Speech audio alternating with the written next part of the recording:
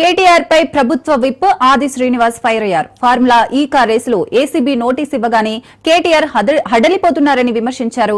విచారణకు వెళ్లే ముందు మేకపోతు గాంభీర్యాన్ని ప్రదర్శిస్తూనే బడాయి కబుర్లు చెప్తున్నాడని మండిపడ్డారు.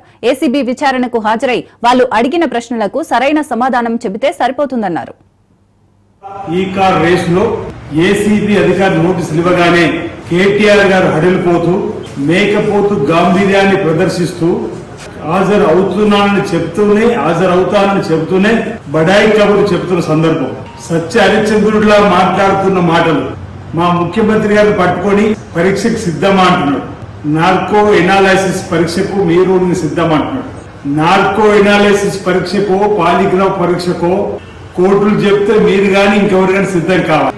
మీరు చెప్పాల్సిన అవసరం లేదు. ముందు మీరు మీ కుటుంబం నార్కో ఎనాలిసిస్ పరీక్షలకు సిద్ధం కావాలని చెప్తావు. కాళేశ్వరంలో పడ్డ కకృతి పైన మీ తండ్రి గారు ఓవైపు, మీ బావగారు ఓవైపు నార్కో ఎనాలిసిస్ టెస్ట్ కు వారిని సిద్ధంగా చెప్పు.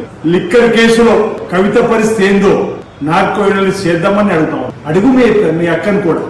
నార్కో ఎనాలిసిస్ గురించి గొప్ప చెప్తున్నా. నీవు కూడా ఈ రోజు టెలిఫోన్ ట్యాపింగ్ లో ఈ కార్ రేసులో కూడా ముందుకు రావాల్సిన అవసరం ఉంది. ఛాలెంజ్ను విసిరి వెనికిపోయే సంస్కృతి మీది.